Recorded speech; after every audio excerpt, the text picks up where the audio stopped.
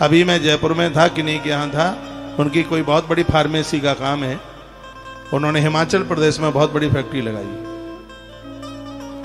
मेरी चर्चा हो रही थी, खाने पर उतना धन खर्च नहीं हो रहा है जितना कि बीमारियों में पैसा खर्च हो रहा है। अस्पताल भरे पड़े हैं और किसी भी अस्पताल में थोड़ी सी भी गड़बड़ बीमारी है तो 5 लाख से नीचे बिल बनता नहीं। बेचारी माताओं के जेवर बिक गए, मकान बिक गया, किराए के कोठरे में रह रहे, बीमारी ने सबको खा लिया। बीमारी आई नहीं थी, बुलाई गई थी, अपनी लापरवाही की वजह से ऐसा हो गया। जब घर में कोई एक बीमार होता है तो पूरा परिवार दुखी रहता है। तो ऐसा जीवन क्यों जी रहे हैं कि जिससे प्लेट कम हो रही है? ऐसा जीवन क्यों आप जी रहे हैं? चाय ज्यादा पिएंगे प्लेट कम हो जाएगी, अपने आप ऑटोमेटिक कम हो जाएगी। दूध अंदर नहीं जाएगा प्लेट कम हो जाएगी, घी अंदर नहीं जाएगा प्लेट कम हो जाएगी, फल अंदर नहीं जाएगा तो प्लेट कम ही हो जाएगी। और क्या होगा? सुबह भोर में आप जल्दी टाइम से नहीं जगेंगे तो प्लेट कम हो जाएगी। प्लेट 1.5 से 3.5 लाख होना चाहिए, 1.5 लाख से 3.5 लाख तक प्लेट्स का होना जरूरी है। लेकिन जागने का, खाने का, पीने का क्रम खत्म हो गया तो प्लेट्स तो कम होगी होनी है। फिर तो उसको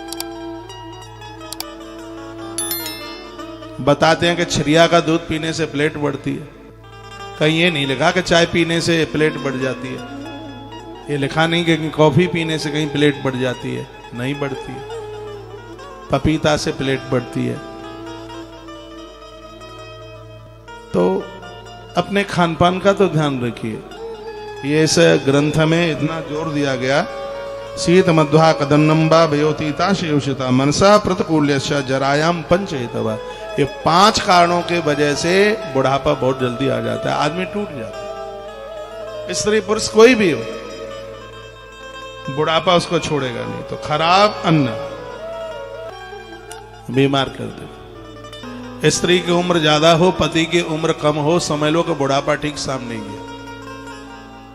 इसलिए स्त्री का छोटा होना और पति की उम्र का बड़ा होना जरूरी है। मैंने तो बहुत बार बोला है कि भले ही 1 घंटा नारी छोटी हो, वो पुरुष से छोटी होनी चाहिए। आप मेरी बात मत मानो, ग्रंथ की तो बात मान लो।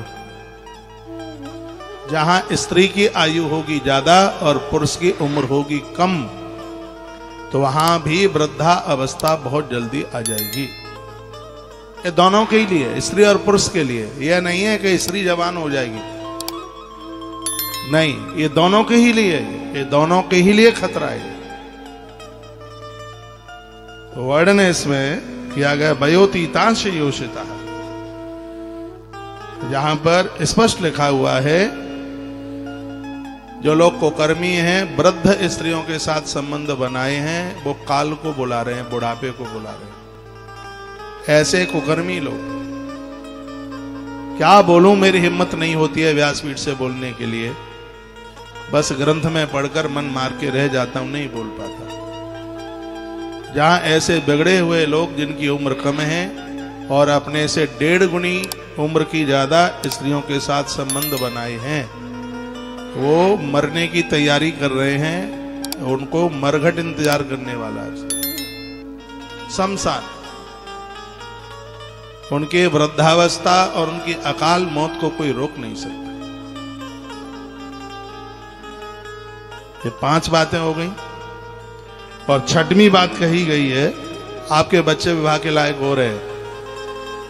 ईश्वर ने भाग्य में लिखा है तो कोई रोक नहीं पाएगा। अपनी तरफ से यह पूरी व्यवस्था करके सोच के रखिए। आपकी बेटी, उसके लिए आप घर देखते हैं तो लड़के की उम्र कम नहीं हो। आप अपने बेटे के लिए बहू देखते हैं तो होने वाली बहू की उम्र आपके बेटे से ज्यादा ना हो। मेरे पुष्कर के इस सूत्र को लिख करके रखना, ये आपके काम में आएगा, बहुत ज्यादा काम में आएगा। दहेज मिलने पर, पैसा वाला परिवार मिलने पर, ये सब बातों को दरकिनारे कर दिया जाता है और ये फिर बहुत बड़ी मुसीबतों का कारण बन जाता है। इसलिए हमारे ग्रंथों में जिन बातों को मानने के लिए कहा है तो हमें उन बातों को मानना चाहिए। और ये कथा क्यों सुनी जाती है? कथा का मकसद इतना ही नहीं है कि 7 दिन कथा सुनेंगे, 8वें दिन विमान आ जाएगा ऊपर जाने के लिए। ऐसा नहीं है। ये कथा हमारे जीवन का परिवर्तन करती है, कथा में स्वस्थ बना देती है और ये कथा हमें आनंद से भर देती है। आज मैं यहां सुबह घूम रहा था तो यहां कोई चर्चा हो रही थी। कहा क्या महाराज जी आज भी पद्म पुराण सुनाएंगे? मैंने तो वो मुझे भोली गोपी बोल रही थी उधर।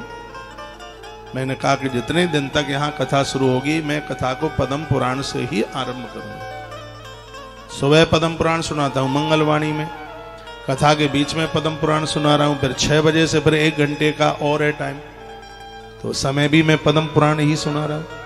55,000 श्लोकों का ये ग्रंथ पद्म पुराण इसने कमाल कर रखा है। हर जीवन की जीने की पद्धति का वर्णन किया। आज मैंने 6 बातों से आरंभ किया है। एक तो ठंडी वस्तुओं से बचिए, ठंडी जगह से बचिए, चाहे वो एसी है, फ्रिज है, कूलर है, चाहे कुल्फी है और चाहे फ्रिज का पानी है। इन चीज़ों का ज़्यादा सेवन करोगे तो आप समझ लो कि बहुत जल्दी बूढ़े हो जाओगे, चाहे स्त्री हैं चाहे आप पुरुष कोई भी है।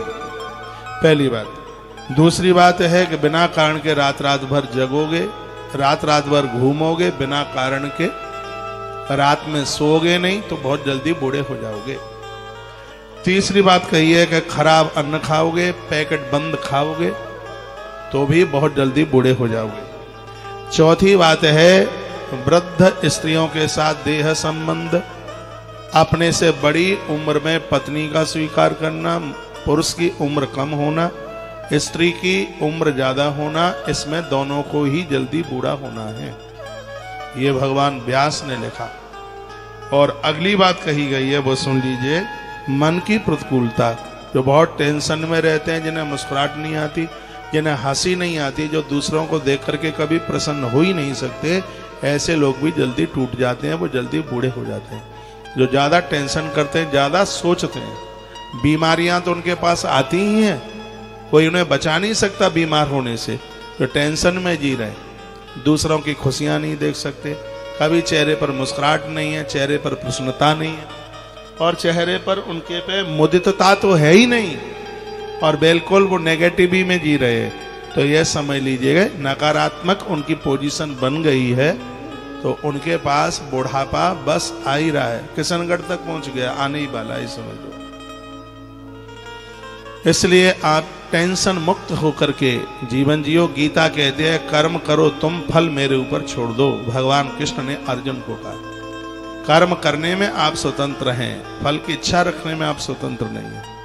फल की इच्छा आपसे पूरी हो जाती तो दुनिया की सगरी ज्वेलरी आपके पास होती, दुनिया की सगरी महंगी गाड़ियां आपके पास होती, बढ़िया बढ़िया फार्म हाउस के मालिक आप होते। यहां तक कि जितनी भी उड़ने वाले वायुयान हैं कि सब वायुयान आपके ही नाम होते, लेकिन वो ऐसा तो होता नहीं है कि जैसा आपने सोच लिया वही पूरा हो जाएगा। गीता कहती है कि आप कुछ पाने के लिए सोचते हो, लोभ की प्रवृत्ति बढ़ जाती है, पूरा नहीं होता है तो क्रोध की स्थिति बढ़ जाती है, फिर आप क्रोधित होते हैं, फिर आपका कहीं मन ही नहीं लगता कि हमें ये नहीं मिला। अरे चीजें पात्रता को मिलती हैं, जिसके पास पात्रता है चीजें उसी को ही तो मिलती हैं। तो वैसे पात्रता तो होनी चाहिए ना जीवन में, जो बस में आप मांग रहे हैं। मन की प्रतिकूलता, मन का प्रसन्न न होना, तो इसमें भी व्यक्ति जल्दी जर्जर हो जाएगा, बूढ़ा हो जाएगा। इसलिए टेंशन बिल्कुल मत कीजिए। शीत मध्वा कदन्नम च वयोति ताश योषिता मनसा प्रातकूल्यम च जराया पंच हेतव। जराया पंच हेतवा, जराया कहते हैं बुढ़ापा। ये बुढ़ापे के 5 ही कारण हैं। इन 5 कारणों की वजह से बीमार हो जाते हैं। डायबिटीज जैसा रोग बढ़ जाता है, क्रोध करते हैं, ज्यादा सोचते हैं, बेकार का सोचते हैं, तो ये बीमारियां हो जाती हैं, जिसमें आदमी खोखला हो जाता है, आदमी